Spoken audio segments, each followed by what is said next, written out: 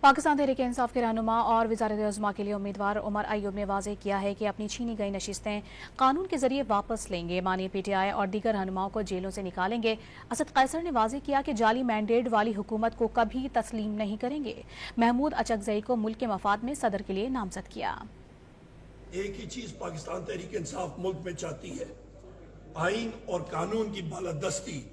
ریاست مدینہ ہم لوگ اپنے محبوب قائد عمران خان صاحب کو، ان کی اہلیہ بشرا بی بی کو، جناب پرویز الہی صاحب کو، جناب مخدوم شاہ محمود قریشی صاحب کو، لیڈران اور ورکرز ہمارے سروں کے تاج جو پابند سلاسل ہیں، ان کو ہم لوگ فی الفور پابند سلاسل سے نکال کے اپنے خاندانوں کے پاس ہم لوگ ان کو یونائٹ کرا سکیں، اور یہاں پہ جو ممبرز الیکٹ ہوئے ہیں جن کے خلاف کیسز ہیں ان کو ہم لوگ عدالت کے ذریعے ختم کرا سکیں. جب تک ملک آئین کے مطابق نہیں چلے گا، تمام ادارے اپنے آئین کی پیرامیٹرز میں کام نہیں کریں گے، یہ ملک آگے نہیں بڑھے گا. اور جس طرح یہ الیکشن ہوتے ہیں، الیکشن کے بعد جو ہے نا استحکام آتا ہے، لیکن ابھی صورتحال یہ ہے کہ جب الیکشن ہوا تو مزید عدم استحکام آیا.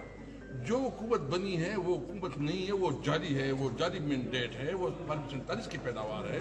ہم کسی طور پر اس کو نہیں مانتے. ہم چاہتے ہیں کہ بلکہ جوڈیشری آزاد ہو. کہ محمود اچکزئی کو جب ہم نے نامینیٹ کیا ہے اور ہم نے پروپوز کیا ہے صدر کے لیے اور سپورٹ کر رہے ہیں، اس کا بنیادی مقصد یہ ہے قرآن پہ بنانے کے لیے یہ کوشش کی ہے کہ ہم بلوچستان کو یہ پوزیشن دے.